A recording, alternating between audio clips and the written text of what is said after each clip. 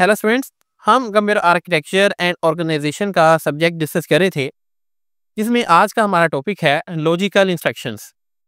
इससे previous lectures के अंदर हम डिफरेंट टाइप्स ऑफ इंस्ट्रक्शंस के बारे में डिस्कस कर चुके हैं। इसमें हमने देखा डाटा ट्रांसफर इंस्ट्रक्शंस क्या होती हैं, फिर हमने बात की डाटा मैनिपुलेशन इंस्ट्रक्शंस की।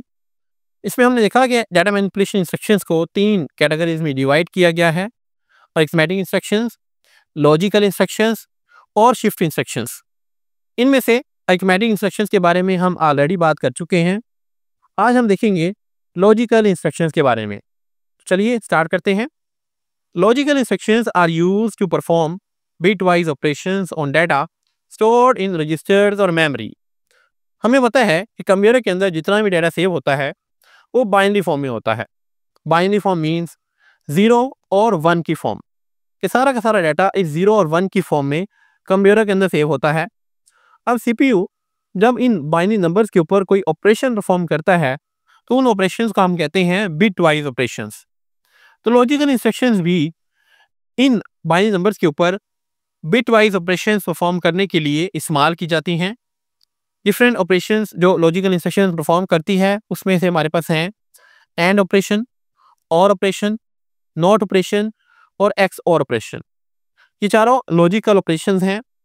आई होप आप लोगों ने मैथमेटिक्स के अंदर या डीएलडी के सब्जेक्ट के अंदर इन ऑपरेशंस की वर्किंग के बारे में पढ़ा होगा।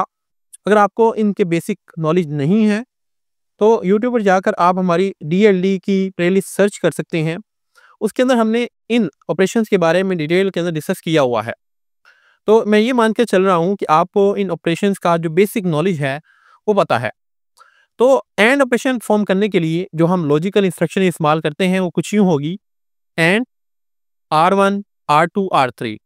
आगे बढ़ने से पहले हमारे चैनल को सब्सक्राइब कर लें ताकि आने वाली तमाम वीडियोस आप तक टाइमली पहुंच सकें। ये एक इंस्ट्रक्शन है जिसके अंदर एंड ऑपरेशन है। R1, R2 और R3 आपके रजिस्टर्स हैं। तो हम यहाँ पर रजिस्टर्स ले लेते हैं। एक ये रजिस्टर R1 है, एक रजिस्टर R2 है और ये रजिस्टर R3 है। सपोज करें R2 के अंदर एक वैल्यू है 1100, R3 के अंदर वैल्यू है 1010। अब ये इंस्ट्रक्शन क्या कह रही है? ये इंस्ट्रक्शन कह रही है R2 रजिस्टर की वैल्यू लो, R3 की रजिस्टर की वैल्यू लो और इन दोनों के ऊपर एंड ऑपरेशन फॉर्म करो और उसके बाद जो रिजल्ट आए उसको इस R1 रजिस्टर के अंदर सेव कर दो। तो यही काम अब हम करेंगे कि R2 की वैल्यू 1100 ले ली हमने, R3 की वैल्यू भी ले ली। अब इन दोनों वैल्यूज के ऊपर हमने एंड ऑपरेशन परफॉर्म करना है। तो इसके लिए ज़रूरी है कि आपको पता हो कि एंड ऑपरेटर किस तरह से वर्क करता है।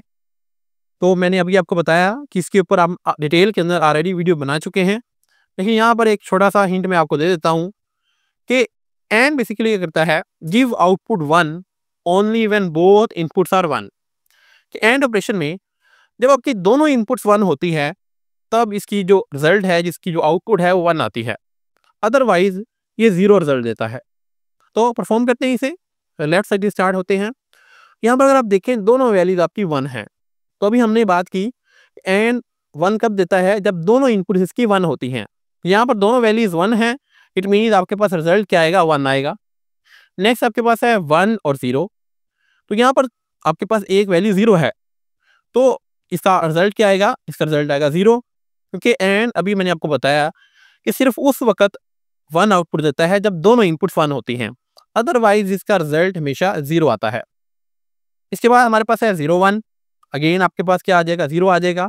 लास्ट पे आपके पास दोनों 0 हैं, तो इसका भी आपके पास रिजल्ट क्या आएगा? 0 आएगा। यानी कि जब हमने इन दो वैल्यूज के ऊपर एंड फॉर्म किया तो आपके पास रिजल्ट आया 1 0 0 0। अब इस इंस्ट्रक्शन ने क्या कहा था कि जो भी इनका रिजल्ट आए उसको सेव करवा देना है हमने इस रजिस्टर R1 के अंदर। तो इस तरह से बेसिकली जब ये इंस्ट्रक्शन एग्जीक्यूट होगी तो कंप्यूटर के अंदर आपका ये सारा का सारा जो ऑपरेशन है वो परफॉर्म होगा। आई होप आपको यहाँ तक क्लियर हो चुका होगा। अब ये तो थी एग्जाम्पल, लेकिन अगर हम बात करें कि एंड ऑपरेशन का या एंड लॉजिकल इंस्ट्रक्शन का यूज केस क्या है, तो इसके यूज केस की बात कर लेते हैं कि ये कहाँ पर, क्यों, किस वजह से कंप्यूटर के अंदर इस्तेमाल होता है। क्लियर ऑल बिट्स, कि अगर हमने अपने किसी रजिस्टर में से तमाम बिट्स को क्लियर करना हो तो हम वहाँ पर एंड लॉजिकल इंस्ट्रक्शन का इस्तेमाल कर सकते हैं। इस तरह से एग्जाम्पल देखें, एंड R2 R2 #0। अब ये इंस्ट्रक्शन बेसिकली क्या करेगी, ये इंस्ट्रक्शन R2 रजिस्टर के अंदर तमाम वैल्यूज़ को क्लियर कर देगी, ज़ीरो कर देगी। किस तरह से?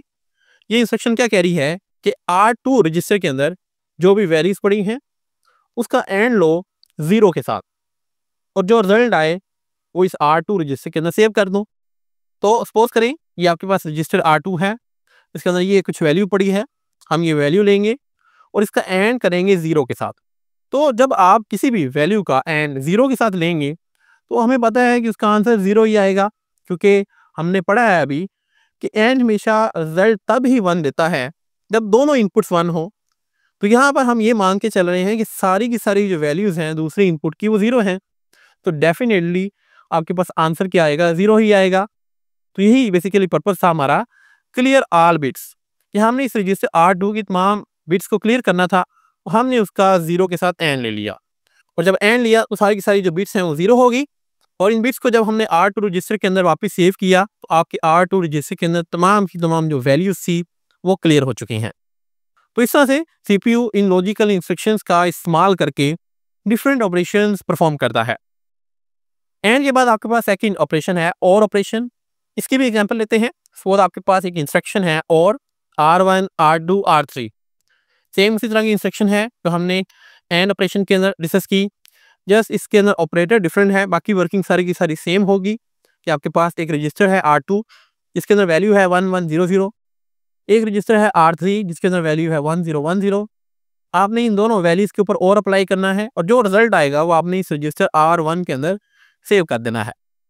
ये मैं आपको असाइनमेंट के तौर पर दे रहा हूँ कि आप इसको सॉल्व करेंगे और कमेंट सेक्शन के अंदर बताएं कि इसका आंसर क्या आएगा।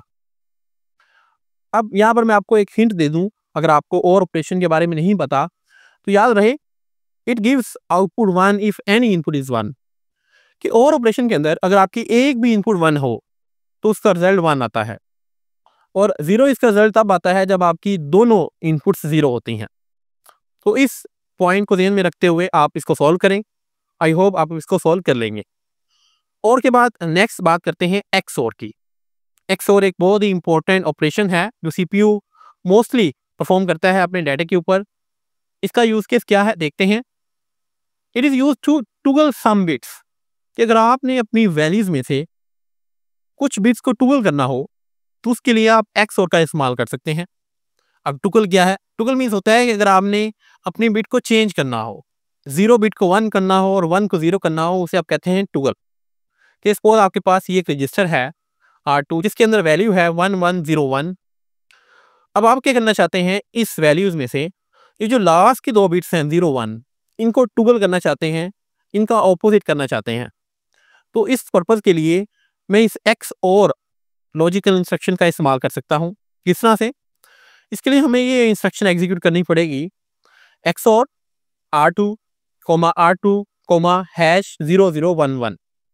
ये इंस्ट्रक्शन बेसिकली क्या कह रही है कि R2 रजिस्टर के अंदर जो वैल्यू है उसका XOR लो 0011 के साथ, और उसके रिजल्ट को वापस R2 के अंदर सेव कर दो। अब जब आप इस इंस्ट्रक्शन को एग्जीक्यूट करेंगे तो आपकी जो लास्ट वाली दो बिट्स हैं ये टुगल हो जाएंगी। इस तरह से देखें, ये आपके पास वैल्यू थी 1101 और इसका XOR लेना है आपने 0011 के साथ। तो इसको परफॉर्म करने के लिए आपको XOR ऑपरेशन की वर्किंग का पता होना चाहिए। तो XOR हमें रिजल्ट किस तरह से प्रोवाइड करता है, it gives 1 when inputs different. कि अगर आपकी दो इनपुट्स डिफरेंट हो तो आपको ये 1 आउटपुट देगा, and it gives 0 when input same. और जब इनपुट सेम होती हैं तो ये 0 आउटपुट देता है। देखते हैं यहाँ पर, पहली आपके पास वैल्यूज है 1 और 0, इनपुट्स डिफरेंट हैं तो ये क्या देगा, ये 1 देगा। अभी हमने देखा यहाँ पर अगेन आपके पास 1 0 है, इनपुट्स डिफरेंट हैं तो ये 1 देगा आपको। नेक्स्ट आपके पास 0 1 है, इनपुट्स डिफरेंट हैं, अगेन ये आपको 1 देगा।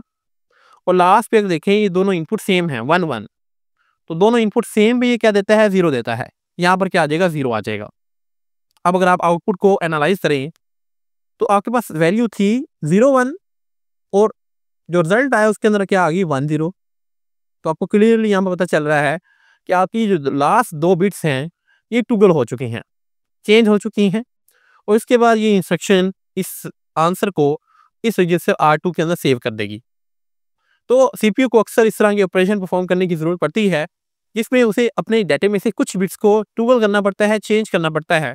तो वहाँ पर सीपीयू जो एक्स और लॉजिकल इंस्ट्रक्शन का इस्तेमाल करता है। सो एक्स और के बाद आपके पास नेक्स्ट इंस्ट्रक्शन आती है नोट ऑपरेशन की। इसकी एग्जांपल कुछ यूं है, नोट R1 R2।